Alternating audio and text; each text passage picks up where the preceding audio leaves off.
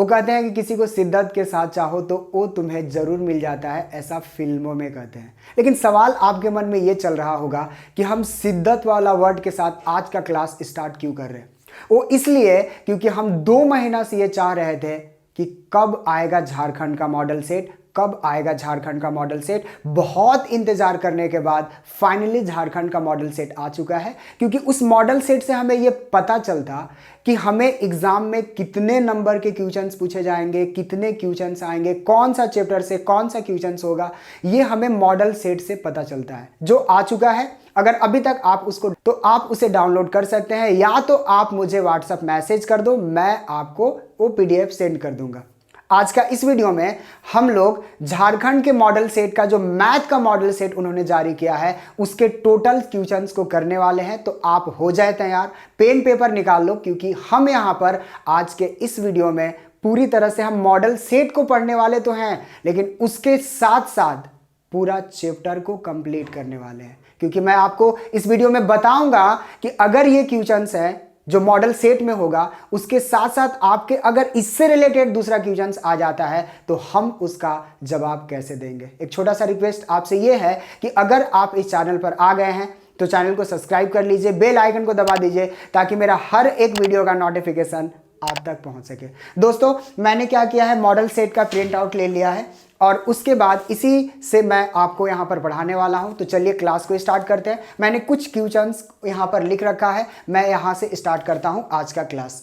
देखते हैं इसका फर्स्ट क्वेश्चन क्या है। फर्स्ट क्वेश्चन को अगर आप देखोगे तो 156 को अभाज्य गुणनखंड के गुणनफलों के रूप में लिखे। देखो ये जो सवाल है ना, इसके 4 ऑप्शंस दिए हुए हैं, 2 गुना 3 गुना 7 गुना 11, 2 गुना 2 गुना 3 गुना 13। क्या है ये क्या लिखा हुआ है। देखो, अगर कभी भी आपसे अभाज्य गुणनखंड पूछ ले तो एक सिंपल सा काम करना है। ये वीडियो में जो मैं बताऊंगा एकदम पूरा ध्यान से सुनना, क्योंकि 156 ही क्वेश्चंस में आए फाइनल एग्जाम में, ये जरूरी बिल्कुल भी नहीं है। ठीक है, तो पहले देखो 156 को यहां पर आपको लिख लेना है।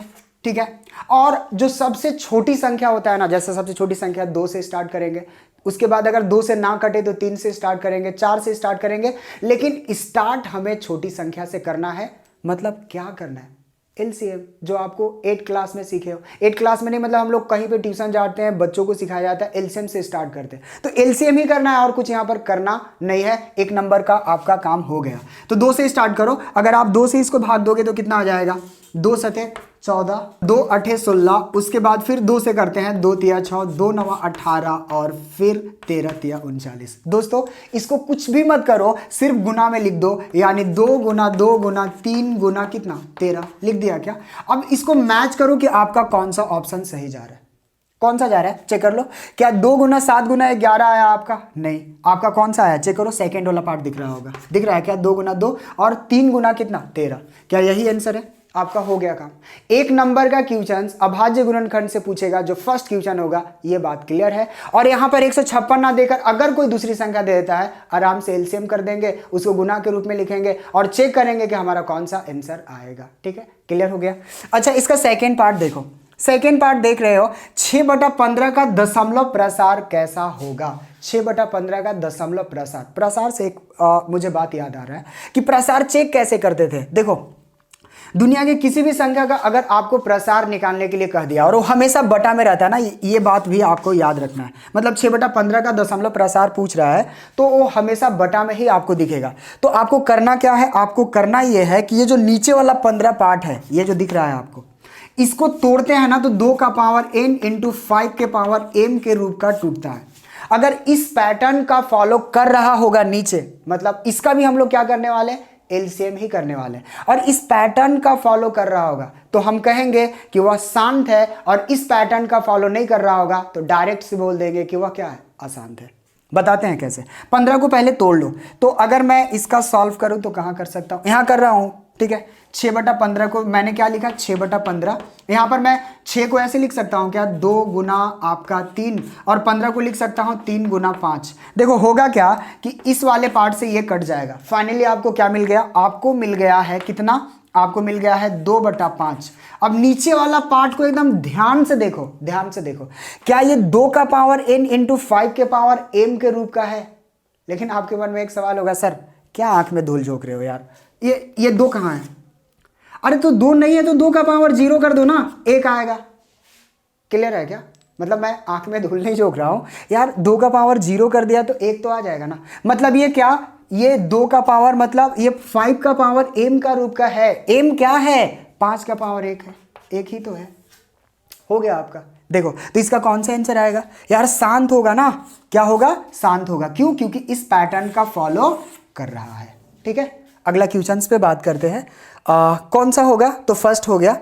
अब यहां पर देखो यार, इससे आसान क्वेश्चन मैंने अपने पूरे लाइफ में नहीं देखा है। अगर ये क्वेश्चंस कोई स्टूडेंट नहीं करेगा तो समझ लो मैं क्या बताऊं उसको, क्या बोल सकता हूं मैं? कुछ नहीं बोलूंगा। ठीक है, बुरा लग जाता है आप लोग को। px के शून्यकों की संख्या ज्ञात करना है। px दिख रहा है आप लोग को? इस वाले लाइनवा को ना, ये वाला जो आपका ये वाला जो लाइनवा है, इसको px कहा जाता है और इसको py कहा जाता है। ठीक है, तो px के शून्यकों की संख्या पूछ रहा है। कुछ मत करना, ध्यान से देखना। देखो इस वाले लाइन को एकदम गौर से देखो। देख लिया? मुझे पता है देख रहे होगे। अब देखो ये जो इधर से एक कर्व टाइप का ऐसा गुजरा है, देखो कि ये px को कितना बार काट रहा है, मतलब इंटरसेक्ट कर रहा है। उसको काउंट करो, लिख दो, आंसर हो गया। गिनते हैं, आप लोग के सामने ही गिन रहे हैं। देखो एक बार यहां काट रहा है, एक बार यहां काट रहा है, 2 हुआ, एक बार यहां काट रहा है, 3 हुआ, एक बार यहां काट रहा है, कितना हुआ? 4। तो px की शून्यकों की संख्या कितना होगा? ऑप्शंस देखो, एक तो नहीं होगा, 4 आया ना, तो 4 होगा। अगर एग्जाम में ये ना पूछकर ये पूछ लिया, लो क्या करेंगे? गिन लो px को कितना बार, ये वाला x है तो कितना बार काट रहा है? एक बार यहां काट रहा है, एक बार यहां काट रहा है, तो px की शून्यकों की संख्या 2 होगा। ठीक है, अगर 10 बार काटे, मतलब ऐसे ऐसे करके अब बोल रहा है कि ऐसे ऐसे ऐसे ऐसे 10 बार कटवा, तो 10 तक गिनती अपने को आता है, गिन के बता देंगे कि लो इतना हुआ px की शून्यकों की संख्या। क्लियर हो रहा है? ये 3 क्वेश्चंस को मैंने किया। ठीक है, अगर कहीं पे डाउट है या आपका हो गया तो कमेंट्स में कम से कम यस लिख दो। ठीक है, उसके बाद देखते हैं इसका अगला पार्ट। आप इसका स्क्रीनशॉट लो और उसके बाद फिर हम देखते हैं इसका नेक्स्ट पार्ट। करते हैं क्वेश्चन नंबर 4 का। देखो क्वेश्चन नंबर 4 में क्या बोल रहा है? द्विघात बहुपद x² - 7x + 12 के शून्यकों का योग निम्न में से कौन होगा? तो पहले आपको शून्यक निकालने आने चाहिए। अगर आपको नहीं आता है तो मैं बता देता हूं शून्य कैसे निकालते हैं। इस वाले पोर्शन का मतलब ये जो आपको देख रहा है x² - 7x + 12, उसका पहले क्या करो, आप शून्यक निकालो। कैसे निकाल सकते हैं? तो देखो मैं यहां पर सॉल्व कर रहा हूं। x² - 7x और प्लस कितना है? 12। क्या तरीका है इसको तोड़ो? तो कैसे हम इसको तोड़ सकते हैं? x² और माइनस यहाँ पर आपका 3x और 4x - 3x और प्लस यहाँ पर आपका 12 हो जाएगा। ठीक है, कॉमन क्या ले सकते हैं इसमें? हम कॉमन x ले सकते हैं क्या? तो x माइनस यहाँ पर 4 आ जाएगा और यहाँ पर आपका हम कितना कॉमन ले सकते हैं? 3 कॉमन ले सकते हैं। तो यहाँ पर x माइनस आपका 4 आ जाएगा और इज इक्वल टू 0 के इक्वल रहेगा। देखो यहां से आपका क्या आएगा? यहां से अगर आप देखोगे तो यहां से मैं यहां पे सॉल्व कर रहा हूं, यहां से आपका आ जाएगा x इज इक्वल टू 4 और यहां पर एक और x का वैल्यू आएगा, क्योंकि ये क्या होगा? देखो इन दोनों को एक साथ रखोगे और इन दोनों को एक साथ रखोगे तो यहां पर x बराबर 3 आ जाएगा। तो x का जो टोटल वैल्यू आएगा 4 + 3 मतलब कितना? 7। ये आपका 7 वैल्यू आएगा। अब हम ऑप्शंस में चेक करेंगे कि हमारा 7 कौन सा पार्ट आ रहा है। तो ये आपका 7 ये पार्ट रहा। ठीक है, अगला क्वेश्चंस को देखना ध्यान से। बोल रहा है ना कि रैखिक समीकरण, ध्यान से सुन रहे हो? रैखिक समीकरण क्या बोल रहा है? रैखिक समीकरण a1x + b1y + c1 is equal to 0 तथा a2x + b2y + c2 is equal to 0 को 0 का कोई हल नहीं होगा। का यहां पर है, का कोई हल नहीं होगा। मैंने कोई हल नहीं लिखा है। ठीक है, तो कोई हल नहीं होगा ये सवाल बोल रहे हैं। पहले इस चीज को पहले समझना होगा कि कोई हल नहीं होगा तो इसके 2-3 कॉन्सेप्ट होते हैं, उसको आपको समझना जरूरी है। क्या होता है? इन चीजों को देखो, यहां पर देखो, अगर a1/a2 दिख रहा है ना, a1/a2 बराबर है b1/b2 का और बराबर नहीं है c1/c2 का, तो 2 बातें होंगी। 2 बातें कौन सा?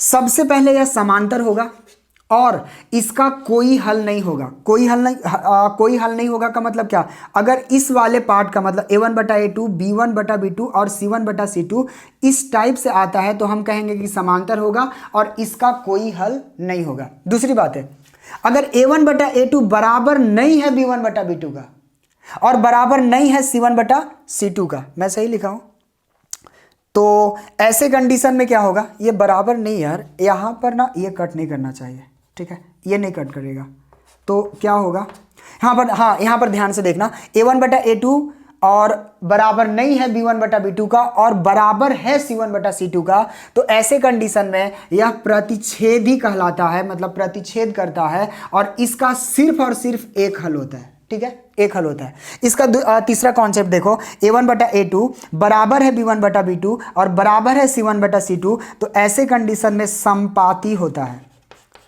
समपाती होता है और इसका अनेक हल होते हैं, याद रखेंगे, समपाती होता है और इसका अनेक हल होता है, ये बात याद रखना है, ठीक है। अच्छा, a1/a2 बराबर नहीं है b1/b2 बराबर नहीं है c1/c2, इस जो यहां पर बोल रहा है कि रैखिक समीकरण इतना तथा इतना का कोई हल नहीं है, तो कोई हल नहीं है तो कौन सा कॉन्सेप्ट पे कोई हल नहीं होता है, जब a1/a2 बराबर है b1/b2 का और बराबर नहीं है c1/c2 का, अगर इस टाइप का कोई कंडीशन बन रहा है तो हम कहते हैं कि इसका कोई हल नहीं है। तो कौन सा आंसर हो जाएगा, आपका फर्स्ट हो जाएगा।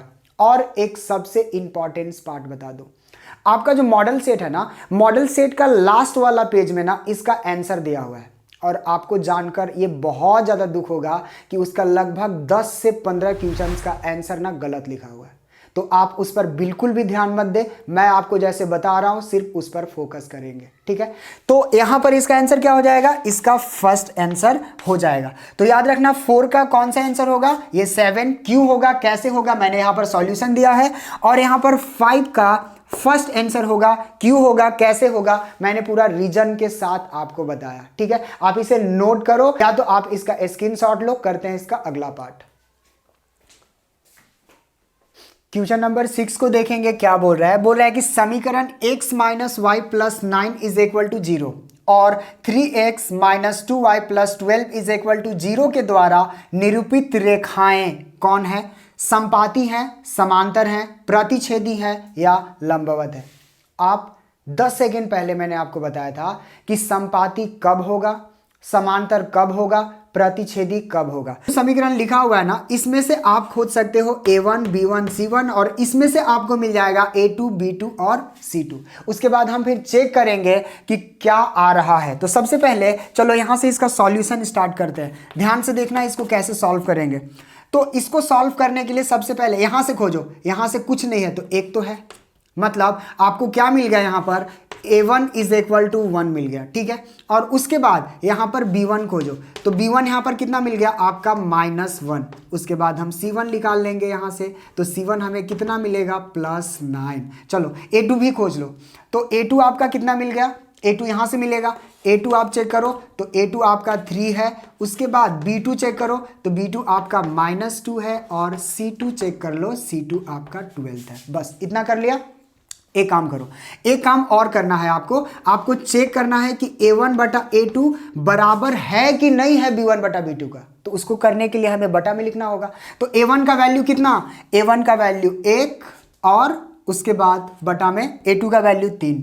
उसके बाद फिर निकालेंगे, हमने क्या देखना है, b1/b2। तो b1/b2 चेक करेंगे तो यहाँ पर -1 - 2 ये इससे कट जाएगा, यानी कितना आ गया 1/2। अब आप ध्यान से देखो, क्या a1/a2 बराबर है b1/b2 का। हमने क्या देखा कि यहाँ पर a1/a2 बराबर नहीं है b1/b2 का।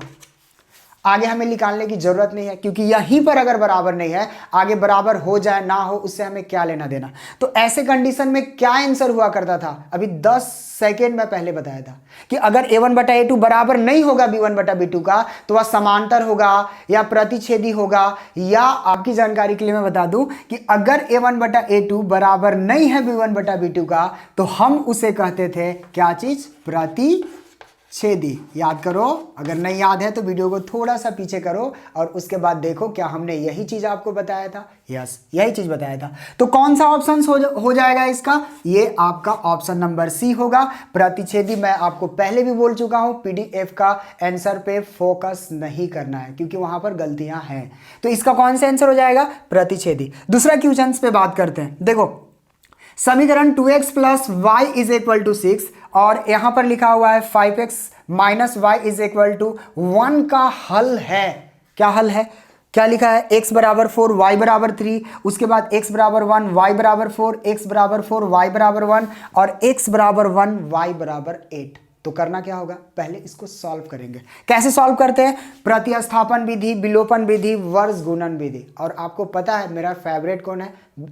ये विलोपन विधि। तो विलोपन विधि लगा लो। क्या करना है आपको? सिंपल सा एक काम करना है। कैसे करते हैं बताते हैं आपको। देखो यहां से सॉल्यूशन स्टार्ट कर रहे हैं। इसको यहां पर 2x plus Y is equal to 6 लिख लो और उसके बाद यहां पर क्या है आपका 5, यहां पे 5x minus Y is equal to 1 है। यहां पर सिंपल सा क्या करना है, एक लाइन खींच लो और इसको इससे कट कर दो। 5 और 2 कितना? यहां पर आपका हो जाएगा 7x और यहां पर आपका 7। ये 7 से 7 कट जाएगा यानी x का वैल्यू 1 आया। x का वैल्यू कितना? 1 आया। दिख रहा है कैमरा में? x का वैल्यू आपका 1 आया। अब क्या करो, इस x का वैल्यू ना इन दोनों समीकरण में से कहीं भी पुट कर दो, y का वैल्यू निकल जाएगा। कैसे पुट करते हैं बताते हैं। देखो यहां पर आपका 2x plus Y is equal to 6 है ना, तो x का वैल्यू हमें 1 डालना है। तो इस वाले x को मैं इस वाले x के जगह पर मैं 1 रखने जा रहा हूं। तो क्या होगा, हटाओ इसको और यहां पर गुना में 1 लिख दो। तो यहां पर 2 plus Y is equal to 6, तो y बराबर कितना आ गया? y बराबर 6 माइनस 2, यानी y का जो वैल्यू हमें निकल कर मिला वह कितना मिला? 6 में से कितना जाएगा? 2। तो यहां पर आ जाएगा आपका कितना? 4 आ जाएगा। मतलब x बराबर हमारा 1 आ गया और y बराबर हमारा कितना आ गया? 4। चेक करो, x बराबर 1 y बराबर 4, x बराबर 1 y बराबर 4। यही है क्या? यही आपका आंसर होगा। चेक कर लो, ठीक है? यही चेक क्या करोगे, बस विश्वास कर लो क्योंकि आपका वहां पर तो गलत लिखा हुआ है। तो यहां पर देख सकते हो, तो यहां पर x बराबर 1 y बराबर 4, इसे नोट करो। करते हैं क्वेश्चन नंबर 8, 9, 10 एक साथ। इसका क्वेश्चन नंबर 9। अच्छा 8 ना आपका पीडीएफ में क्वेश्चन नंबर 8 है ही नहीं, तो 9 यहां पर दिया हुआ है तो मैं 9 करके दिखाता हूं। निम्न में कौन द्विघात समीकरण है? देखो एकदम पूरा आराम से समझना। द्विघात समीकरण होता क्या है? द्विघात समीकरण हम कहते किसे हैं? तो अगर कोई समीकरण वो ax square plus bx plus c is equal to 0 के रूप का हो तो हम कहते हैं कि वह द्विघात समीकरण है, और अगर इस रूप का नहीं है तो हम कहते हैं कि वह द्विघात समीकरण नहीं है। अब लेकिन सवाल यहां पर यह होगा कि सर इतना सारा ऑप्शन है, सवाल यहां पर यह होगा कि इतना सारा ऑप्शन है, हम कैसे द्विघात समीकरण को करें? क्योंकि 1 नंबर का क्वेश्चन है, अगर इसको 2 से 3 मिनट में अगर आप बनाते हो तो आपका नुकसान हो रहा है। तो मैं क्या करूं, थोड़ा सा दिमाग लगा सकता हूं क्या? थोड़ा सा दिमाग लगा रहा हूं। देखो मैं तुरंत बना सकता हूं इस क्वेश्चन को, लेकिन मैं आपको सिर्फ इतना समझा रहा हूं कि आप एग्जाम में बैठकर वहां पर सबको बनाते मत रहना, आप थोड़ा सा दिमाग लगाना और आपका आंसर आ जाएगा। क्या लगाना है आपको? ध्यान से देखो, ये a माइनस बी का होल स्क्वायर पे टूट रहा है, a माइनस बी का होल स्क्वायर पे टूट रहा है, और ये a प्लस बी का होल स्क्वायर पे टूट रहा है। अच्छा यहां पर भी a प्लस बी का होल स्क्वायर पे टूट रहा है, और ये a प्लस बी का होल क्यूब पे टूट रहा है। ठीक है, तो एक काम करते हैं, एक काम क्या करें, देखो अगर यहां पर a माइनस बी का होल स्क्वायर करते हैं, a माइनस बी का होल स्क्वायर करते हैं, तो इधर क्या होगा, एक्स स्क्वायर आएगा और उधर भी एक्स स्क्वायर आएगा और एक्स स्क्वायर से एक्स स्क्वायर कट जाएगा। जबकि यहां पर हमारा कह रहा है कि द्विघात समीकरण उसी को आप कहोगे जो a X square plus B X plus C is equal to 0 का रूप का होता है। तो यहां पर तो एक्स स्क्वायर दोनों कैंसिल हो जाएगा ना, और ये जो फॉर्मूला में बनेगा, मतलब ये आंसर तो आपका पक्का नहीं होगा। इसमें देख लो, x प्लस 1 का स्क्वायर, यहां पर भी एक्स स्क्वायर आएगा। मैं करके दिखाता हूं यार, क्योंकि आप कंफ्यूज हो रहे होगे, मुझे पता है। मैं करके दिखाता हूं मैं क्या कहना चाह रहा हूं, मैं करके दिखाता हूं। a प्लस बी का होल स्क्वायर, तो a square plus 2 into A into B ठीक है, और प्लस बी का स्क्वायर यानी 1 का square x square minus 5x plus 7 हो गया क्या। अब देखो मैं ये कहना चाह रहा था ना कि अगर एक्स स्क्वायर उठकर इधर आता है, मतलब ये प्लस में है, इधर आएगा तो माइनस में होगा, और एक्स स्क्वायर से एक्स स्क्वायर कट जाएगा, तो कट जाएगा तो क्या बचेगा, यहाँ पर 2x और प्लस 1, और यहाँ पर आपका हो जाएगा माइनस 5x प्लस 7। अभी मुझे बताओ क्या ये इस टाइप का आ रहा है क्या, A X square plus B X plus C के रूप का आ रहा है क्या, चेक करो, नहीं आ रहा है। तो नहीं आ रहा है तो हम पहले से सोचेंगे ना कि इसमें भी नहीं आ रहा है, इसमें भी, हाँ इसमें आ सकता है यार, इसमें आ सकता है, करके दिखाते हैं आपको, सी में आ जाएगा। देखो ए प्लस बी का होल स्क्वायर तोड़े थे तो कितना आया था, इधर इधर आया था आपका एक्स स्क्वायर आया था, और प्लस यहाँ पर 2x आया था, और प्लस 1 आया था, और इधर देख लो इधर आया था कितना 2x माइनस 3 दूना 6। तो मैं क्या कर सकता हूं, देखो एक्स स्क्वायर और प्लस इधर 1 आया, ये इससे कट जाएगा, और ये जब उठकर इधर आएगा तो 6 हो जाएगा इज इक्वल टू 0। यहाँ पर अगर आप देखोगे तो एक्स स्क्वायर और प्लस 7 आया इज इक्वल टू 0, मतलब ये द्विघात समीकरण है क्या, हाँ जी है, यानी ऑप्शन नंबर सी जो होगा वो आपका राइट आंसर होगा। पकड़ना कैसे एग्जाम में मैंने बता दिया, क्योंकि एक ही नंबर का क्वेश्चन है इसलिए ज़्यादा टाइम तो हम दे ही नहीं सकते, क्योंकि अभी 5 नंबर और 3 नंबर का भी क्वेश्चंस को हमें टाइम देना होगा। तो इस टाइप से आप पकड़ सकते हो, इसे नोट करो, करते हैं इसका अगला पार्ट। हम कौन सा बात कर रहे हैं, क्वेश्चन नंबर 10। यहाँ पर देखो ध्यान से, इसका भी ऑप्शन ना गलत लिखा हुआ है। द्विघात समीकरण x square plus 7x plus 6 के मूलों की प्रकृति कैसा होगा। ऑप्शंस दिया हुआ है वास्तविक तथा समान। अच्छा ध्यान से देखो, वास्तविक तथा समान कब होता था, जब बी स्क्वायर माइनस 4ac 0 के इक्वल आ जा रहा था। अब ये क्या है, अभी मैं जब इसको सॉल्व करूंगा तो पता चलेगा कि ये क्या है। दूसरा ऑप्शन नंबर बी लिखा हुआ है वास्तविक तथा असमान। तो वास्तविक तथा असमान कब आता था, जब बी स्क्वायर माइनस 4ac 0 से बड़ा होता था। तो इसका जो आंसर आता था वास्तविक तथा असमान आता था। समान का कोई कॉन्सेप्ट होता ही नहीं है। वास्तविक नहीं मतलब मूलों की प्रकृति वास्तविक नहीं, जब बी स्क्वायर माइनस 4ac 0 से क्या हो जाएगा, छोटा हो जाएगा, तो हम कहेंगे कि कोई भी मूल वास्तविक नहीं होगा। अब इसका सॉल्यूशन देख लो क्या है, यहां पर क्वेश्चन दिया हुआ है x square plus 7x plus 6 ये लिखा हुआ है, और इज इक्वल टू 0। ठीक है, अब इसको मैं सॉल्व करूंगा। मैं कैसे सॉल्व कर सकता हूं, देखो a बराबर कितना है, 1 है, चेक कर लो ना, कुछ नहीं है तो 1 होता है ना, 1 है। b का मान देखो, b का मान आपका 7 है, और c का मान आपका 6 है। करना क्या है, आपको ना d का वैल्यू निकालना होता है। d बोले तो विविक्तर कहा जाता है, वही बी स्क्वायर माइनस 4ac। इसका एक फॉर्मूला होता है, मस्त वाला बताता हूँ फॉर्मूला। यहाँ पर d बराबर होता है बी स्क्वायर माइनस 4ac होता है। ठीक है, या तो बी स्क्वायर माइनस 4ac बोलो, या तो फिर d बराबर बोलो, ये फॉर्मूला आपका होता है। ठीक है, एक काम करो, हम चेक करते हैं, हम सबका वैल्यू रखते हैं B square minus 4ac। B का स्क्वायर का मतलब कितना, आपका 7 का स्क्वायर होगा, माइनस 4 इंटू ए का मान कितना 1 और सी का मान 6, 7 7 49, यहाँ पर 6 चौका 24, घटेगा तो कितना आ जाएगा, घटेगा तो 25 आ जाएगा। ये 25 क्या है, ये 25 क्या है, ये 25 ना 0 से बड़ा है। तो अगर ये 0 से बड़ा है, 0 से बड़ा है तो क्या होगा, 0 से बड़ा होने पर वास्तविक तथा असमान। क्यों, क्योंकि बी स्क्वायर माइनस 4ac अगर 0 से बड़ा हो जाता है तो हम कहते हैं कि वह मूल जो है वास्तविक है तथा असमान है। क्लियर है क्या, वास्तविक है तथा असमान है। ठीक है, ये क्वेश्चन नंबर आपका कौन सा क्लियर हुआ, क्वेश्चन नंबर 10 क्लियर हो गया। उसके बाद हम बात करते हैं कौन सा 11th पे बात करते हैं। यहाँ पर देखना, द्विघात समीकरण x square minus 4x plus के इज इक्वल टू 0 का मूल समान हो। अब आपको याद रखना है कि समान होने पे क्या होता था। देखो अगर यहां पर बी स्क्वायर, सॉल्यूशन देखना, इसको पहले समझो, इसको समझ गया तो इसको समझ जाओगे। बी स्क्वायर माइनस 4ac 0 के इक्वल आता था तो हम कहते थे कि मूल क्या है, समान है। अब मुझे क्या करना है, सबका वैल्यू रखना है। हमारे कौन सा क्वेश्चन है, यहाँ पर अगर आप देखोगे तो एक्स स्क्वायर है माइनस 4ac और प्लस के इज इक्वल टू 0। मुझे बताओ a का मान कितना है, तो a का मान 1 है, कुछ नहीं है तो 1 है। अच्छा b का मान बताओ, तो b का मान -4, क्या मैं लिखा हूं यार, x है ना, यहाँ पर x है, तो b का मान -4 और c का मान कितना है, c का मान आपका k है। क्या करना है, इस पे रखो, इस वाले पार्ट पर रख दो, इस वाले पार्ट पे।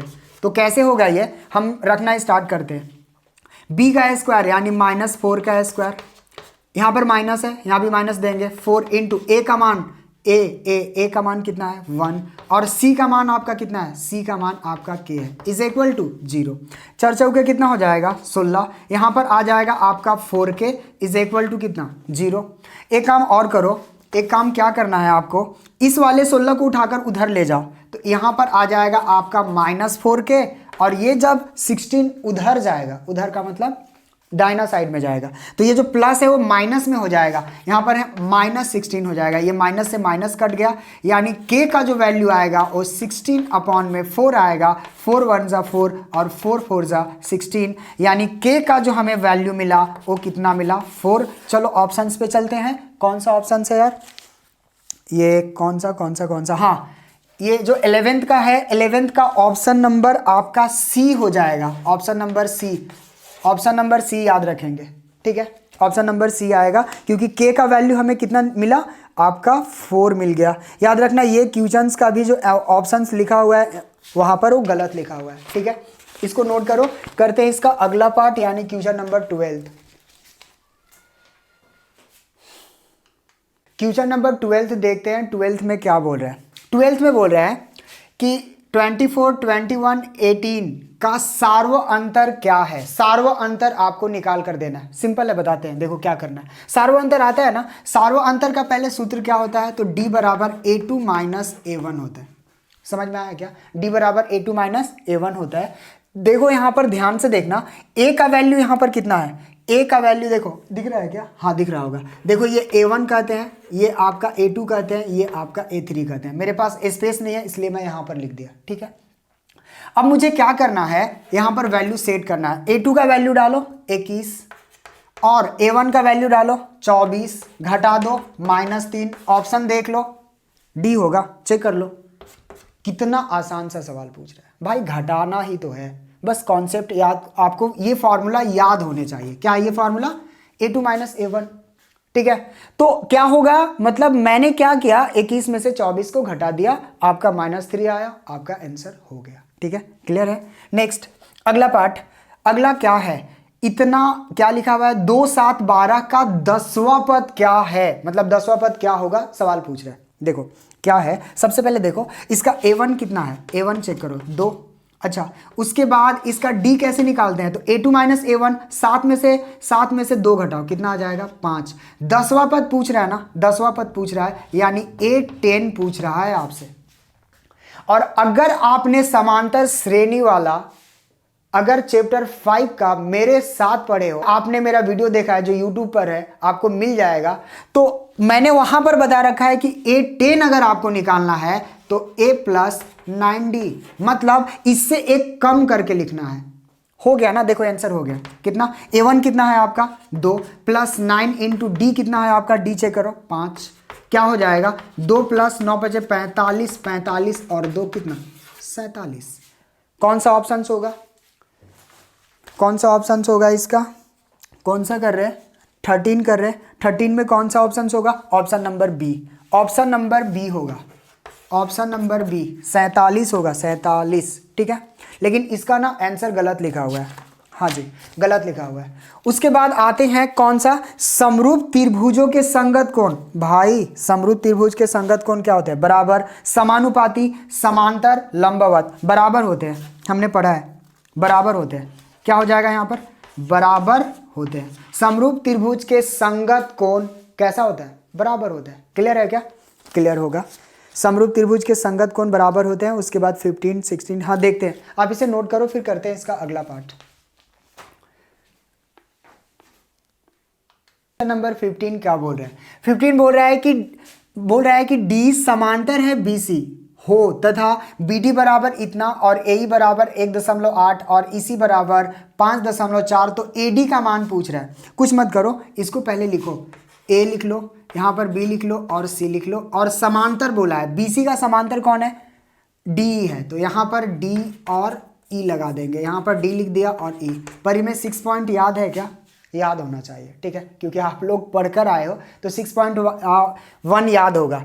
अब यहाँ पर करना क्या है, जो वैल्यू दिया है ना वहाँ पर वही लिख लो, कितना कितना, AD देख लो, AD दिया हुआ है, नहीं दिया हुआ है, देखो यहाँ पर BD का वैल्यू, BD कहाँ पर है, B और D, ये आपका 7.2 है, ओके। AE का वैल्यू कितना है, 1.8 है, और EC का वैल्यू कितना है, 5.4 है, ठीक है। अच्छा जी, उसके बाद आपको क्या करना है, क्या करना है आपको, परी में 6.1 लगाना है। क्या फॉर्मूला होता है, ये फॉर्मूला होता है AD बटा DB और AE बटा आपका EC होता है। सबका वैल्यू डालो यहाँ पर। AD आपको पता नहीं है, AD को AD छोड़ देते हैं। DB का वैल्यू अपने को पता है 7.2 और AE का वैल्यू भी पता है 1.8 और EC का वैल्यू आपका 5 है, ठीक है। अब देखो क्या करेंगे, एक काम करते हैं सिंपल सा, देखो करना क्या है, क्या हम इसको कट कर सकते हैं, क्या कट कर सकते हैं क्या, कैसे करेंगे, देखो 18 तिया 54, हाँ 18 एकम 18, 18 तिया 54, और उसके बाद यहाँ पर इसको काटेंगे 24 तिया 72 यानी 2.4। ऑप्शंस चेक करना, AD का वैल्यू 2.4 क्या सही है हमारा, 2.4 है, यस। AD का वैल्यू 2.4 यानी ऑप्शंस नंबर कौन सा, ऑप्शंस नंबर 15 का हो जाएगा C, 2.4, ठीक है, C होगा। उसके बाद आते हैं 15, देखते हैं 15 में क्या लिखा हुआ है। बोल रहे हैं ना, एक ट्रायंगल ABC में AB इज इक्वल टू 6√3 है और AC इज इक्वल टू आपका कितना 12 सेंटीमीटर और BC बराबर 6 सेंटीमीटर, तो कोण B का मान बताना है। क्या करें, कैसे करें, देखो एक काम करते हैं, समकोण त्रिभुज याद है क्या आप लोगों को, याद होना चाहिए, वो आपने पाइथागोरस थ्योरम पढ़ा था ना। पाइथागोरस थ्योरम में क्या था, कर्ण का स्क्वायर बराबर लंब का स्क्वायर प्लस आधार का स्क्वायर होता है। क्या कर सकते हैं, एक काम करते हैं, इसमें सबसे बड़ा कौन साइड है, देखो सबसे बड़ा AC है, तो ऐसा करो AC का स्क्वायर बराबर AB का स्क्वायर प्लस यहाँ पर आपका BC का स्क्वायर कर दो। देखो सॉल्यूशन कर रहे हैं हम, तो AC का स्क्वायर का मतलब कितना, AC का स्क्वायर का मतलब 12 का स्क्वायर और AB का स्क्वायर का मतलब कितना, AB का स्क्वायर का मतलब 6 का स्क्वायर और BC का स्क्वायर का मतलब कितना, BC का स्क्वायर बोले तो कितना दिया है यार, मैं क्या कर रहा हूँ, AB का स्क्वायर गलत लिख दिया ना, गलत लिख दिया, ठीक है। कितना होगा 6√3 का स्क्वायर होगा और BC का वैल्यू आपका 6 का स्क्वायर होगा। अच्छा, बहुत सारे स्टूडेंट को ये लग रहा होगा कि सर मुझे एक बात बताओ, आप ये सब क्यों कर रहे हो, तो आपने पढ़ा होगा परी में 6.8 और परी में 6.9, ठीक है। उस थ्योरम में पाइथागोरस थ्योरम था वो, और उसमें बताया गया था इस टाइप के क्वेश्चंस को कैसे करने हैं। अगर आपने नहीं किया है तो परी में 6.1 और 6.9 को जरूर क्लियर करें, क्योंकि आगे क्वेश्चंस पूछा है। और मैंने आपको क्या बताया था, मैंने बताया था कि अगर मैथ के इंपॉर्टेंस क्वेश्चंस को देखना है तो आप मेरा वीडियो को देख सकते हैं, जो कि मैंने मैथ के टोटल इंपॉर्टेंस क्वेश्चंस को जो रखा था, और आप थोड़ा सा अभी से मैच कर सकते हो क्या मॉडल सेट में MDS जो बताया था उस टाइप के क्वेश्चंस है क्या, होगा, चेक करना, होगा, मुझे पता है, मैं बताया हूं ना, तो मुझे पता है। तो कितना है यहाँ पर 144 और यहाँ पर आपका हो जाएगा 6 छक 36 और गुना 3, ये 3 कहाँ से आया, √3 का स्क्वायर, 3 तिहाई 9 और 9 का वर्गमूल कितना आएगा, 3 ही तो आएगा, सबको पता है। अच्छा, यहाँ पर कितना हो जाएगा आपका 6 छक 36 आएगा, 144 इधर और 6 तिया 18 और 3 तिया 9, 1 10, 108 प्लस 36 दोनों को जोड़ो तो 144 इधर हो जाएगा और इधर भी आया 144, यानी कंफर्म हो गया कि वह कौन सा त्रिभुज है, समकोण त्रिभुज। और समकोण त्रिभुज में B का मान पूछ रहा है, बता देंगे ना भाई, ABC अगर वह समकोण त्रिभुज बन रहा है तो B का जो वैल्यू होगा वह 90 डिग्री का होगा, यानी कौन सा ऑप्शन होगा बताते हैं, यानी कौन सा ऑप्शन होगा, कौन सा बना रहे हैं, 16 बना रहे हैं, यानी 16 का ऑप्शन नंबर आपका C हो जाएगा। यानी कौन सा ऑप्शन, यानी 16 का जो आएगा आंसर आपका C सही होगा। आप इसे नोट करें, करते हैं इसका 17 वाला पार्ट।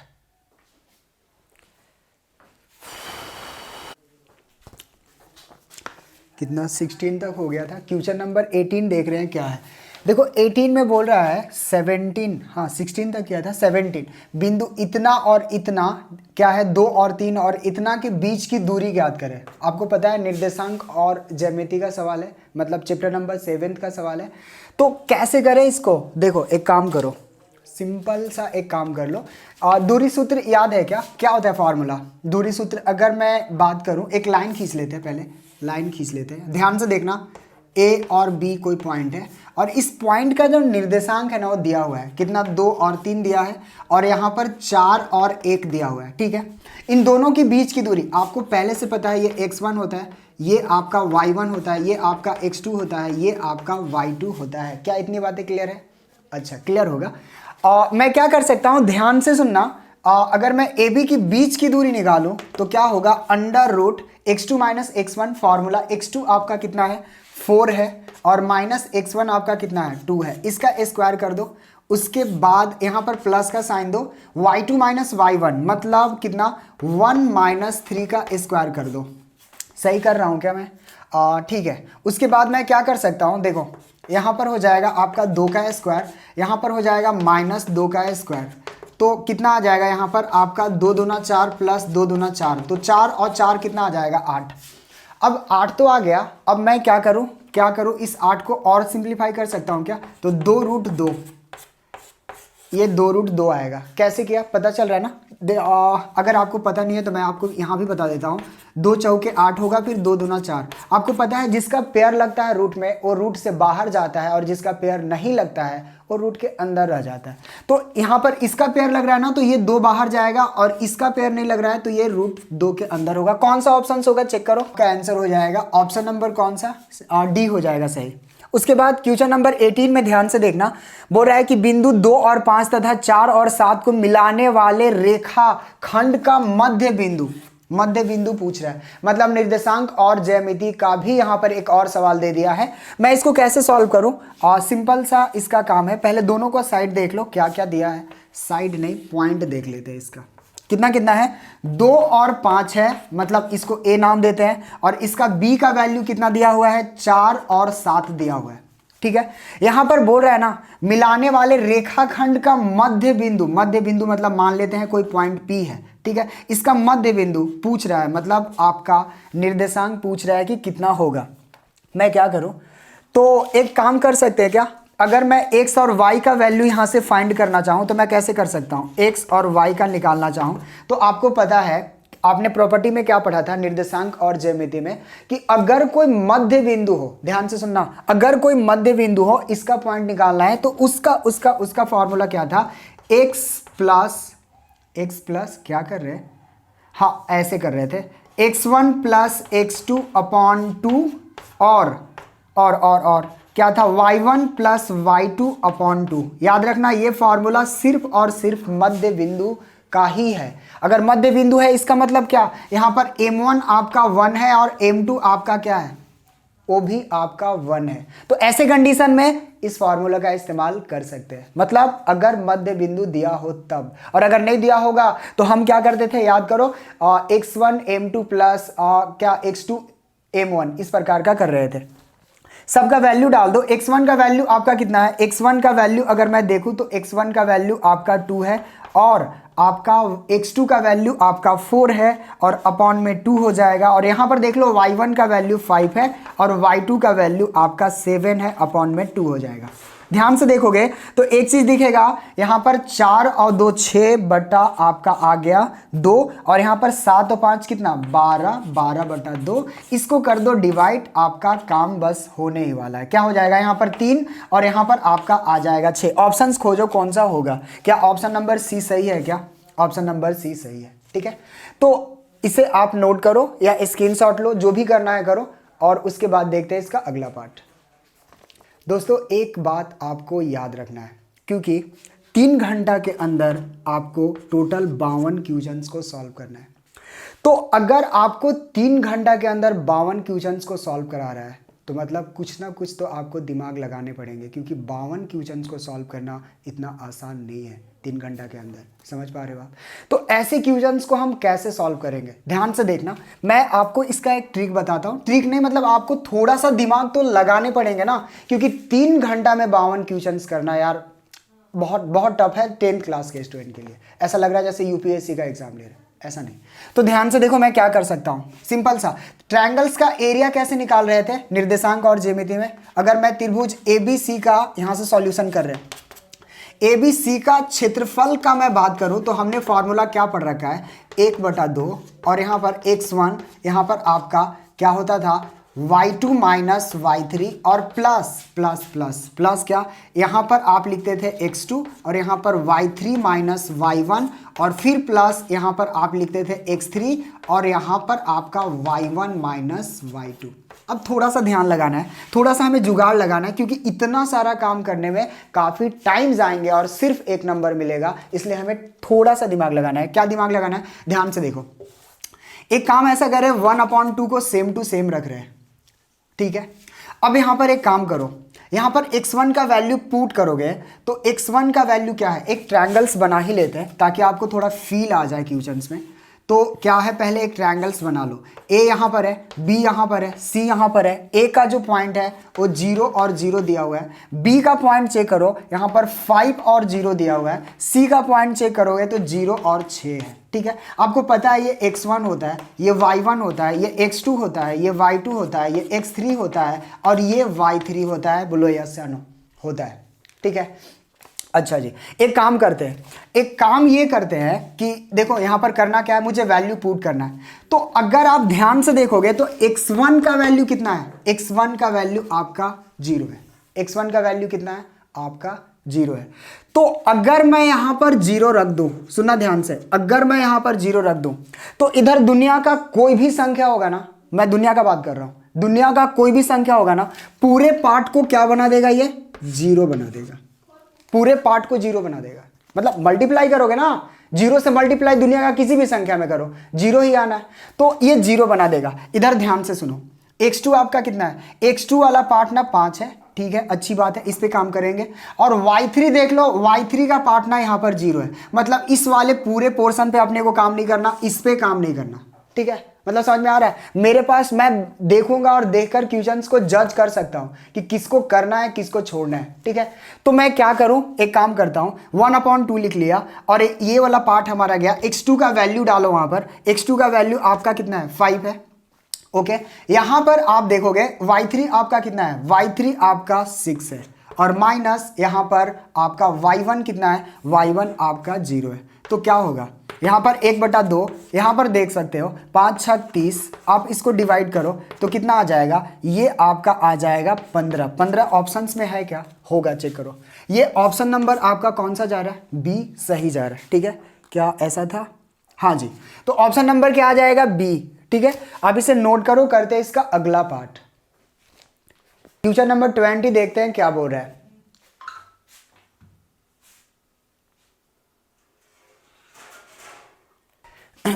देखो क्वेश्चन नंबर 20 क्या बोल रहा है, बहुत मस्त क्वेश्चन है क्योंकि त्रिकोणोमेट्रिक फंक्शन यहां से स्टार्ट हो गया।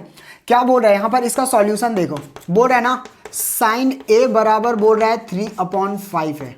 आपको पता है इसका फॉर्मूला क्या होता है, इसका फॉर्मूला होता है लंब बटा कर्ण, याद रखना, याद रखना, लंब बटा कर्ण होता है इसका फॉर्मूला। अब मैं क्या करूं, एक काम करते हैं, पहले ट्रायंगल्स बनाते हैं, ठीक है। ये रहा आपका ट्रायंगल्स, यहां पर ए है, यहां पर बी है, यहां पर सी है, ठीक है। तो मैं क्या कर रहा हूं, साइन ए बराबर 3/5 है जो लंब बटा कर्ण होता है। लंब बटा कर्ण मतलब बोले तो क्या, इंग्लिश वाले बच्चों के लिए या आपका p होता है, ये आपका h होता है, p/h लिख सकते हो, ठीक है। ध्यान से देखो, अगर यहां पर मैं साइन ए बराबर 3/5 है, मतलब सवाल ये है कि इसमें परपेंडिकुलर तो आपका 3 है और हाइपोटेन्यूस कितना है, 5 है। परपेंडिकुलर आपका 3 है और हाइपोटेन्यूस कितना है, 5 है। लेकिन सवाल ये है कि कौन सा साइड है, ये वाला है, ये वाला है, ये वाला, कौन सा साइड नहीं पता ना। तो एक काम करना, ए से बोला है ना देखने के लिए, आप ए के पास जाओ और आराम से जाकर बैठ जाओ, ठीक है। बैठ गया, देखो यहां पर बैठा दिया कोई इंसान को। बैठाने के बाद करना क्या है, आपको जस्ट नीचे देखना है, याद रखना, कहां देखना है, नीचे।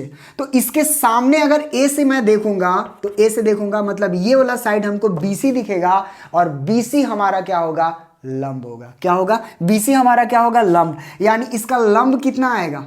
3 आएगा। पर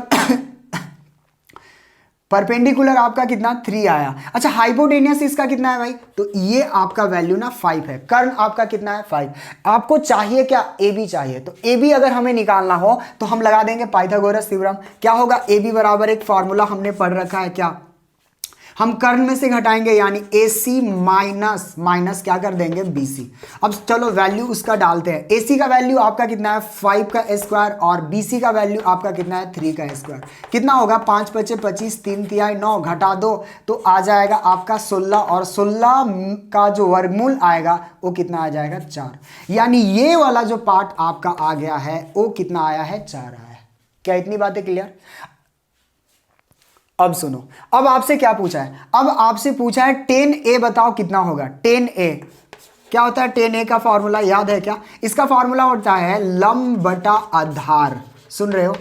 इसका फॉर्मूला क्या होता है? लंब बटा आधार। लंब बोले तो परपेंडिकुलर अपॉन में बेस होता है, ठीक है। अब मैं देखना कहां से? अपने को देखना कहां से? A से। तो ये आपको पता है कि BC आपका, A से देखोगे तो BC आपका कितना है? BC आपका लंब है। BC आपका लंब है मतलब आपका 3 बटा आधार आपका कितना हो जाएगा? 4। यानी फाइनल आंसर कितना आ जाएगा? 3 बटा 4 आ जाएगा। ऑप्शन देख लेते हैं कौन सा होगा आपका। ऑप्शन नंबर 3 बटा 4, 3 बटा 4, ऑप्शन नंबर सी।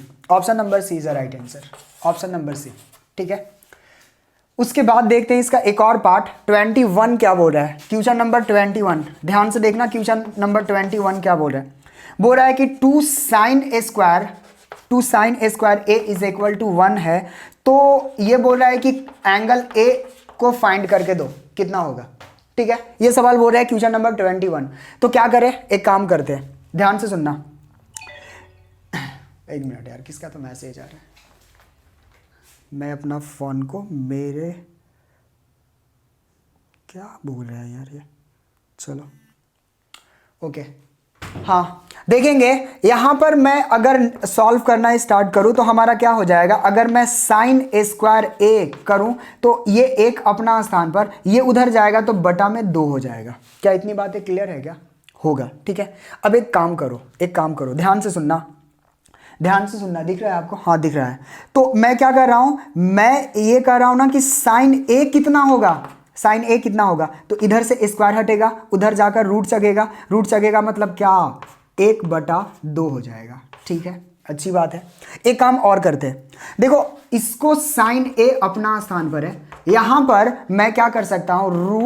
√1 अपॉन में √2। यार रूट है तो दोनों के लिए है ना, मतलब ऐसा थोड़ी है कि 2 के लिए है, 1 के लिए नहीं है, 1 के लिए है, 2 के लिए नहीं, दोनों के लिए है। तो क्या हो जाएगा? अगर मैं यहां पर साइन ए देखूं तो साइन ए हमारा कितना आया?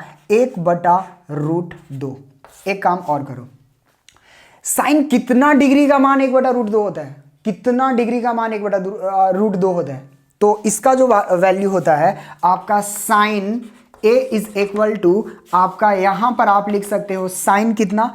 45 का जो वैल्यू होता है 45 का, वो आपका 1/2 होता है। मैं क्या कर सकता हूं? साइन से साइन काट सकता हूं, मतलब a का जो हमारा वैल्यू आया, वो कितना आया? 45 डिग्री।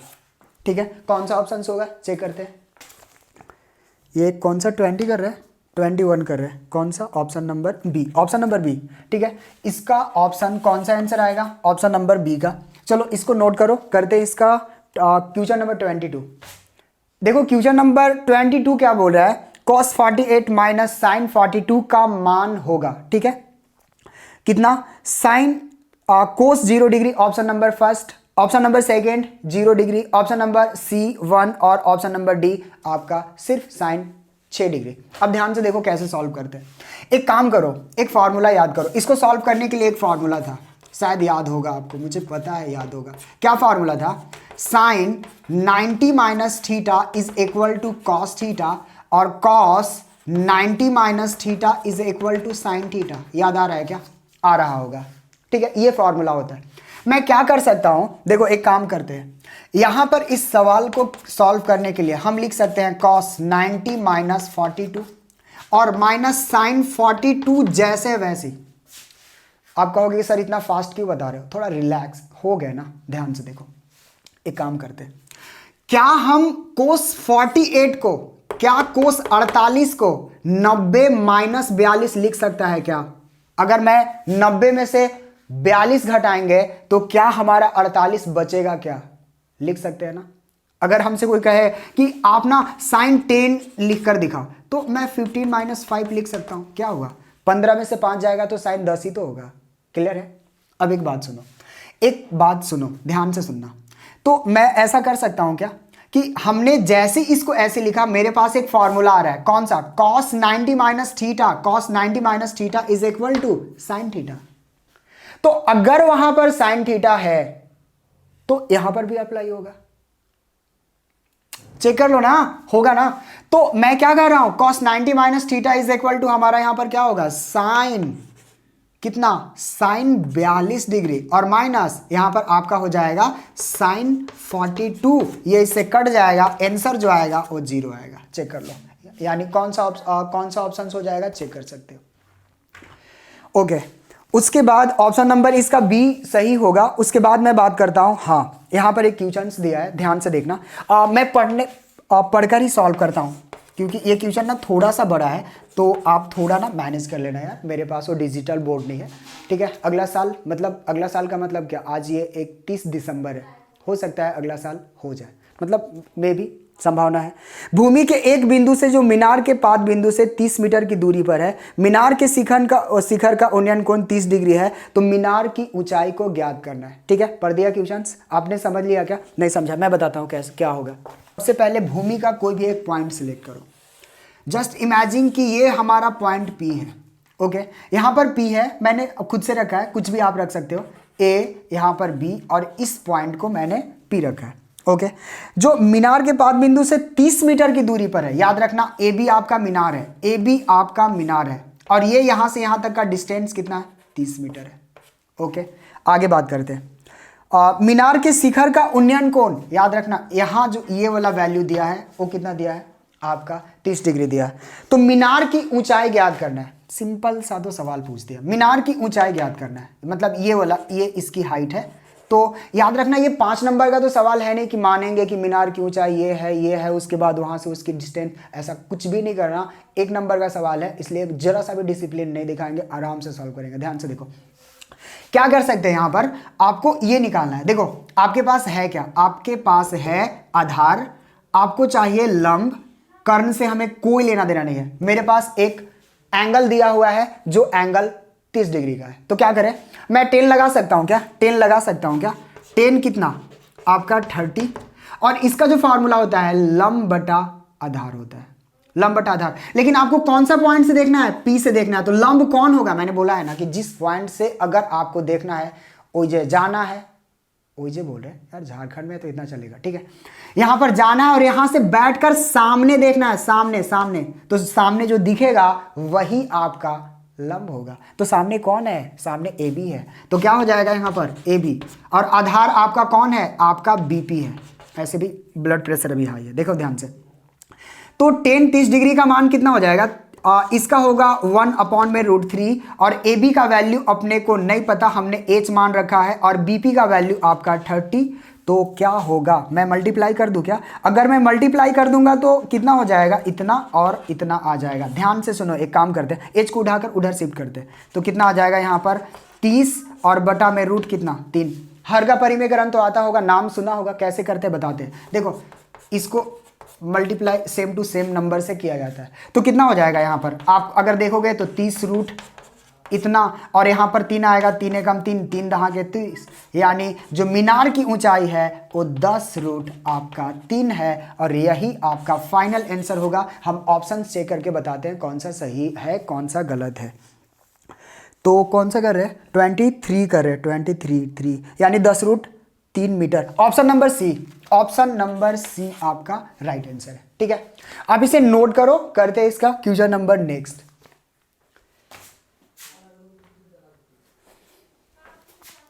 क्वेश्चन नंबर 24 क्या बोल रहा है? एक वृत्त की कितनी स्पर्श रेखा हो सकती है? तो ध्यान से थोड़ा यहां पर फील करेंगे हम लोग, फील, ध्यान से देखो। एक वृत्त है, एक वृत्त की कितनी स्पर्श रेखा हो सकती है? देखो एक यहां पर हो सकता है, एक यहां पर हो सकता है, एक यहां पर हो सकता है, एक यहां पर हो सकता है, एक यहां पर हो सकता है, इनफाइनाइट हो सकते हैं। मतलब इतने स्पर्श रेखा हो सकते हैं कि आप काउंट नहीं कर सकते। एक बड़ा सा ट्रायंगल बना लो और उसको खींचते जाओ, बहुत बड़ा, बहुत ज्यादा होगा। ठीक है, यहां पर समांतर का जिक्र नहीं किया गया है, याद रखना। और अगर आपके एग्जाम में समांतर का जिक्र कर दे तो क्या करोगे, वहां पर फंसा सकता है। लेकिन वहां पर ये देख लेना कि समांतर का जिक्र किया है नहीं किया है। ठीक है, तो यहां पर जो इसके स्पर्श रेखा होंगे ये अनंत होंगे, अनंत। ठीक है, हमने आपको पिक्चर में दिखाया। अगला क्वेश्चन 25 क्या बोल रहा है, यदि टीपी केंद्र ओ वाले किसी वृत्त की दो स्पर्श रेखाएं, पहले पिक्चर बनाओ उसके बाद बात करते हैं। अच्छा, पिक्चर ना दिया हुआ है तो हम दिमाग क्यों लगाए, जब दिया हुआ है तो, जब दिया हुआ है तो हम दिमाग क्यों लगाएं, दिया है ऐसा, ऐसा है स्पर्श रेखा है। इसका नाम रखा है उन्होंने P, इसका नाम रखा है आपको Q, इसका नाम रखा है आपका O, और यहाँ पर आपका T है। तो यहाँ पर क्या होता है, अभी बात कर रहे हैं मैं, यहाँ पर क्या होता है मैं बात करने जा रहा हूँ। PTQ पूछ रहा है, यानी PTQ ये वाला एंगल ना आपको फाइंड करने हैं। ठीक है, ध्यान से देखो मैं कैसे इसको सॉल्व कर सकता हूँ। यार सिंपल है, आपको एक बात पता होना चाहिए, वृत्त के बाह्य बिंदु से खींची गई स्पर्श रेखा पर हमेशा 90 डिग्री का कोण बनता है। मतलब यहाँ पर 90 बनेगा और यहाँ पर आपका 90 बनेगा, यानी स्पर्श रेखाओं पे हमेशा 90 डिग्री का कोण बनता है। ये बात ना आपका फाइनल है। ये परिमेय 10.11 हो सकता है या 10.2 हो सकता है। ठीक है, याद देख लेना, ये चैप्टर नंबर 10 का ये है, ब्रीथ एक चैप्टर था ना, उसी से ये क्वेश्चन है। यहां पर इसका वैल्यू ना गिवन है, पहले से ही दिया हुआ है, 110 है, दिया है क्या, 110 है। तो पूछ रहा है कि ये वाला एंगल बता। सिंपल है ना, ये देखो, क्या ये एक चतुर्भुज बन रहा है, चेक करो, PTQO, PTQO, PTQO, एक चतुर्भुज बन रहा है।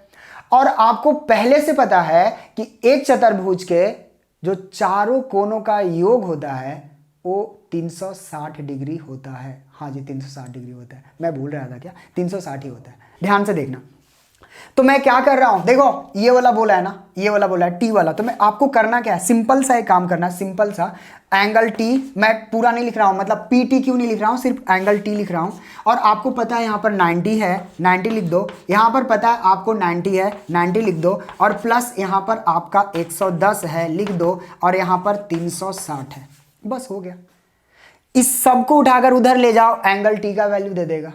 ठीक है, तो देखो इतना डिसिप्लिन के साथ इसको बनाना तो है नहीं, क्योंकि आपके सामने ऑप्शंस होंगे और आप जितना फास्ट कर सको, क्योंकि एक नंबर का क्वेश्चन अगर आप आराम से कर रहे हो तो होगा क्या ना कि जो आपका 3 नंबर और 5 नंबर का क्वेश्चन है ना, वहां पर वो क्वेश्चन फंसेंगे। इसलिए जो आप फास्ट कर सकते हो आप फास्ट करो। ठीक है, इसको तो रफ में करने के लिए देगा, तो क्या कर सकते हैं, एंगल T बराबर देखो यहां पर आ जाएगा आपका 360 माइनस 110 माइनस कितना आपका आ जाएगा 90, और 90 यहां पर आ जाएगा आपका 180। तो एंगल T बराबर कितना आएगा, देखो 360 और इसको घटाओ, इन दोनों को जोड़ दो, यहां पर 0, 8 और 1 9 और 290। अब 290, अब आपको करना क्या है, फाइनली घटा लेना है। तो कितना हो जाएगा, एंगल T बराबर घटाओ 0, यहाँ पर आपका हो जाएगा 9 7 16 और यहाँ पर 70 डिग्री। चेक करो कौन सा ऑप्शन होगा, मैं एक बार देखकर बताता हूँ। कौन सा कर रहे, 25 कर रहे, 25 70 डिग्री, भाई आ जाना जी, आ गया। ठीक है, तो ये कौन सा आंसर होगा, ऑप्शन नंबर कौन सा था यार, मैं देखा भी नहीं सही से, option number B. Option number B ना सही है, 70 डिग्री जिसमें है ना वही होगा इसका आंसर। ठीक है, आप इसे नोट करो, करते इसका अगला पार्ट। क्वेश्चन नंबर 26 क्या बोल रहा है, ध्यान से देखना। बोल रहा है यदि एक वृत्त का परिमाप, सही लिखा हूं, परिमाप क्या लिख रहा हूं यार मैं, परिमाप और क्षेत्रफल संख्यात्मक रूप से बराबर है। मतलब एक वृत्त का परिमाप ना और उसका क्षेत्रफल संख्यात्मक रूप से बराबर है, क्या मतलब इसका परिमाप भी 4 है और क्षेत्रफल भी 4 है। मतलब ये कहना ये 4 है। ठीक है, कहना ये 4 है सवाल में, संख्यात्मक रूप से बराबर है, तो वृत्त का त्रिज्या क्या होगा। देखो कुछ मत करो, इतना सिंपल सवाल पूछ लिया आपसे, तो एक काम करो, एक काम करो, क्या करना है आपको, लिखना है वृत्त का क्षेत्रफल और बराबर है वृत्त का परिमाप। वृत्त का परिमाप बोला है ना भाई, परिमाप, हाँ जी, तो वृत्त का परिमाप, परिमाप क्या होता है, फॉर्मूला याद है क्या, वृत्त का क्षेत्रफल का फॉर्मूला क्या होता है, pi r square. Pi R square. और ब्रीथ का परिमाप का फॉर्मूला क्या होता है? 2 पाई आर। ठीक है, होता है ना। अब देखो एक काम करते हैं, इस पाई से ना पाई को कट कर देते हैं और एक आर से ना आर कट हो जाएगा, मतलब स्क्वायर कट हो जाएगा। तो आर का वैल्यू कितना होगा? 2। लो आंसर। ठीक है, कितना लगेगा? 10 से 15 सेकेंड में हो जाएगा आपका काम। ठीक है, अगला सवाल। एक घोड़ा 7 मीटर लंबे रस्सी से एक घास के मैदान में बंधा है। ओके, ठीक है। उस भाग का क्षेत्रफल क्या होगा जिसमें घोड़ा घास चर सकता है? मतलब यूं कहना चाह रहा है कि एक घोड़ा है, मुझे घोड़ा बनाने भी नहीं आता है। देखो यहां पर करते हैं, तो एक घोड़ा है, घोड़ा, ये घोड़ा है, यहाँ पर घोड़ा बंधा हुआ है। अच्छा, यहाँ पर क्या क्या होगा कि उसका जो मालिक है गया होगा, उसको ले जाकर यहाँ पर एक ऐसा लकड़ी का खूंटा ऐसा गाड़ा होगा और गाड़ने के बाद घोड़ा को बोल रहा होगा तू चर। तो क्या होगा? घोड़ा कैसे चल रहा होगा? ऐसे चल रहा होगा। देखो मतलब मैं अगर कहूँ तो ये खूंटा है और ये इसका रस्सी है, तो ऐसे गोल गोल घूम रहा होगा। गोल गोल घूम रहा होगा मतलब क्या? वह एक ब्रीथ का निर्माण कर रहा होगा। सुन रहे हो? क्या चीज का निर्माण कर रहा होगा? ब्रीथ का। और ब्रीथ का निर्माण कर रहा होगा मतलब ये कितना मीटर? आपका 7 मीटर है। यानी इसका रेडियस कितना आ गया? 7 मीटर। कितना मीटर? 7 मीटर। ठीक है, ये 7 मीटर है। अब क्या पूछा है? उस भाग का क्षेत्रफल। अरे तो ब्रीथ का क्षेत्रफल निकाल दो ना। किसका निकाल दो? ब्रीथ का क्षेत्रफल निकाल दो, काम हो जाएगा। कैसे निकालते हैं बताता हूं। ब्रीथ का क्षेत्रफल का फॉर्मूला क्या होता है? पाई आर स्क्वायर। देखो तो क्या होगा, क्या लिख सकते हैं? ब्रीथ का क्षेत्रफल पाई आर स्क्वायर। अच्छा याद रखना, मैं ये क्वेश्चंस को अच्छे से इसलिए नहीं लिख रहा हूं, मतलब पूरा लिखकर सॉल्व इसलिए नहीं कर रहा हूं क्योंकि ऑप्शनल क्वेश्चंस है, 1 नंबर मिलना है मुझे। बस ऑप्शंस ये पता चल जाना चाहिए कि कौन सा सही होगा, मुझे तो टिक करके आना है ना, इसलिए कर रहा हूं। ये मत सोचना कि इतना शॉर्ट क्यों करा रहा हूं भाई, आपके लिए करा रहा हूं। आपको भी वही एग्जाम में ऐसे ही पैटर्न को फॉलो करना है, नहीं तो लंबा करोगे, डिसिप्लिन दिखाओगे, सब खत्म हो जाएगा वहां पर। ठीक है, क्योंकि वो 3 नंबर और 5 नंबर का क्वेश्चन आपका चला जाएगा, इसलिए जरा सा भी नहीं। आप रफ में करोगे, इससे कोई लेना देना नहीं उसको। ठीक है, तो पाई का मान कितना? 22/7। आर कितना आया है? आर आपका 7 आया है। 7 गुना 7। देखो ये इससे गया काम से। अब देखो क्या हो गया, इसका गुना कर लो। 7 दूना 14 के 4, 7 दूना 14 1 15, 154 मीटर स्क्वायर। चेक कर लो कौन सा ऑप्शन होगा, हम चेक करके बताते हैं। इसका जो ऑप्शन होगा ये क्वेश्चन नंबर 26 का आपका फर्स्ट होगा। मैंने ये बताया भी नहीं था, सॉरी। और उसके बाद ये जो 27 है, 27 का जो ऑप्शन होगा वो आपका बी होगा, नहीं सॉरी, ए होगा, ए होगा जी, ए होगा। यानी ऑप्शन नंबर ए सही होगा। Option number A is a right answer. और आपका क्वेश्चन नंबर 26 का जो होगा वो आपका फर्स्ट, वो भी फर्स्ट होगा। ठीक है, अगर आपको यहां तक देखकर आए हो मतलब वीडियो अच्छा लग रहा है। अगर आपको वीडियो अच्छा लग रहा है यार तो एक लाइक कर दो। रीजन क्योंकि अभी मतलब मैं कौन सा टाइम में वीडियो शूट कर रहा हूं आपको बता नहीं सकता। ठीक है, आते हैं उसके बाद कौन सा 28 देखते हैं और 29 देखते हैं और 30 देखते हैं। उसके बाद फिर अगला वीडियो में अगला क्वेश्चंस को देखेंगे।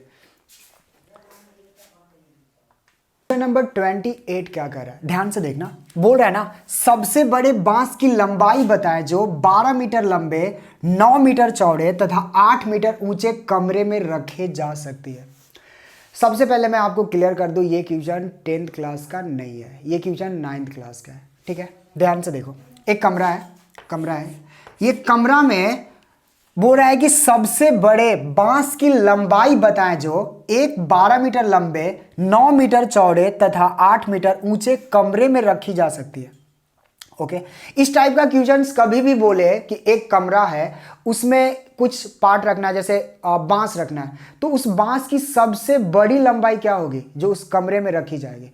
इस टाइप के क्वेश्चंस को करने के लिए एक सिंपल सा फंडा अपनाना, वह क्या है कि √L का स्क्वायर प्लस आपका h का स्क्वायर प्लस b का स्क्वायर, लंब का स्क्वायर, ऊंचाई का स्क्वायर और क्या होगा आधार का स्क्वायर। क्योंकि एक क्यूब बनाएगा ना, क्यूब बनाएगा मतलब अगर वहां ये क्यूब नहीं बनाएगा, क्या बना रहा है वो घनाभ बनाएगा। तो अगर घनाभ बना रहा है तो उसमें LBH होता है, तो LBH होता है तो L का स्क्वायर करो, H का स्क्वायर करो और उसके बाद B का स्क्वायर करो, सबका वैल्यू डालो और स्क्वायर लगा कर दो। क्या हो जाएगा, कितना है यार, हाँ 12 का स्क्वायर यहाँ पर 12 का स्क्वायर और यहाँ पर 9 का स्क्वायर और प्लस 8 का स्क्वायर कितना होगा चेक कर लो।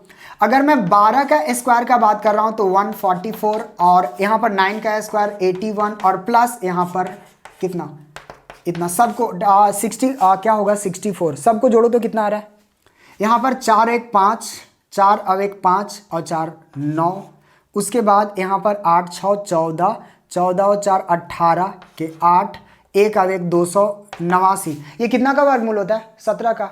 आप यहाँ पर 17 कर दो। देखो ऑप्शंस कौन होगा आप मुझे चेक करके बताओ कौन सा ऑप्शन सही होगा। मैं एक बार देख लेता हूँ कौन सा है 28 का 17 हाँ जी option number B. Option number B होगा इसका ऑप्शन नंबर बी होगा। नेक्स्ट अगला पार्ट देखते हैं। उच्च वर्ग सीमा संचयी बारंबारता के बीच खींचे गए आलेख को कहते हैं क्या कहते हैं बताओ क्या कहते हैं। याद रखना उच्च वर्ग सीमा से कम प्रकार का त्वरण खींचा जाता है। से कम प्रकार का त्वरण खींचा जाता है त्वरण खींचा जाता है। ध्यान से सुनो एक बार फिर से सुनो से कम प्रकार का त्वरण। उच्च वर्ग सीमा ठीक है उच्च वर्ग सीमा से संचयी बारंबारता के बीच खींचे गए आलेख को क्या कहा जाता है से कम प्रकार का त्वरण। अगर निम्न वर्ग सीमा बोलता तो से अधिक प्रकार का त्वरण खींचा जाता है। सुनाई दिया क्या सुनाई दे रहा है। मैं क्या कर रहा हूं कि उच्च वर्ग सीमा संचयी बारंबारता के बीच खींचे गए आलेख को से कम प्रकार का त्वरण होगा और अगर यहां पर उच्च वर्ग सीमा निम्न वर्ग सीमा से अगर खींचा जाता तो याद रखना अधिक प्रकार का त्वरण होता। अधिक प्रकार का कौन सा प्रकार का अधिक प्रकार का त्वरण होता। ये सिर्फ इस वाले पॉइंट पे इस वाले वर्ड पे याद रखना। अगर उच्च वर्ग सीमा कहेगा तो से कम प्रकार का और निम्न वर्ग सीमा कहेगा तो से अधिक प्रकार का। यार ये तो लाइन बन गया ना कैसे लगता है मुझे बोलना पड़ेगा ध्यान से सुन। उच्च वर्ग बोल रहा है तो उच्च वर्ग से क्या बन रहा है कम प्रकार का और अगर निम्न कहता तो क्या बनता अधिक। क्लियर है क्या मतलब उच्च होगा तो निम्न प्रकार का और निम्न होगा तो उच्च प्रकार का। सिंपल है। लास्ट एक क्वेश्चन बचा हुआ है बाकी फिर अगला वीडियो में हम लोग देखेंगे। इसे नोट करो लास्ट एक क्वेश्चन करते हैं। लास्ट एक क्वेश्चन बचा हुआ है उसको ध्यान से देखो। बोल रहा है निम्नलिखित में से कौन सी संख्या किसी घटना की प्रायिकता नहीं हो सकता। याद रखना किसी घटना की प्रायिकता कौन सा संख्या नहीं हो सकता। इसके लिए हमेशा याद रखो कभी भी नेगेटिव नंबर नहीं हो सकते। पहला कभी भी नेगेटिव नंबर नहीं हो सकते। दूसरा कभी भी संख्या एक से बड़ा नहीं हो सकता। जो घटना घटेगा उसकी प्रायिकता हमेशा एक आता है और एक से छोटा आता है या एक आता है। याद रखना हमेशा जो घटना घट रहा है उसकी प्रायिकता एक आता है लेकिन नेगेटिव कभी नहीं आता। नेगेटिव कभी नहीं आता तो कौन सा होगा देखो ध्यान से देखो 2/5 अगर आप इसको भाग दोगे तो एक से वैल्यू ना छोटा आएगा एक से वैल्यू छोटा आएगा। अच्छा उसके बाद देख लो यहां पर अगर आप 15/100 करोगे तो मतलब 15 को 100 से भाग दोगे तो वैल्यू बहुत छोटा हो जाएगा। मतलब ये भी होगा ये भी होगा क्योंकि ये क्या है आपका एक से छोटा है। लेकिन यहां पर थोड़ा गौर करो तो बी वाला पार्ट को देखो। यहां पर देखो छिप कर बैठा था ये यहां पर देखो क्या 1.5 एक से बड़ा है क्या। हाँ जी बड़ा है तो यानी ऑप्शन नंबर आपका बी सही होगा। ठीक है अब ध्यान से सुनना अगला वीडियो हम बहुत जल्द लेकर आएंगे क्योंकि मुझे इंस्टीट्यूट भी देखना होता है। वहाँ पर टाइम बहुत मुझे नहीं मिल पाता है। वहाँ पर 6 से बहुत क्लास है वहाँ। ठीक है वहाँ से जो टाइम बचता है मैं यहाँ पर घर पर शूट करता हूँ उसके बाद भी फिर वीडियो अपलोड कर देता हूँ। दोस्तों अगर आपको वीडियो अच्छा लगा होगा तो चैनल को सब्सक्राइब करना बेल आइकन को दबाना ताकि मेरा हर एक वीडियो का नोटिफिकेशन आप तक पहुंच सके। और दूसरी सबसे इंपॉर्टेंट पार्ट अगर वीडियो अच्छा लगा होगा तो अपने दोस्तों में ज़रूर शेयर करना। अगर मुझसे आपको कोई शिकायत है तो आप मुझे इंस्टा पर भी कर सकते हो या आप मेरा व्हाट्सअप नंबर जो मैं अभी आपको देता हूँ याद रखो ये ले लो 6200618497। इस पर आप किसी प्रकार का कोई शिकायत कर सकते हैं या कोई क्वेश्चंस पूछ सकते हैं। लेकिन एक बात का हमेशा याद रखना कॉल मत करना। ठीक है आप मुझे सिर्फ मैसेज करो मैं रिप्लाई कर दूंगा। मिलते हैं एक अगले वीडियो में तब तक के लिए धन्यवाद।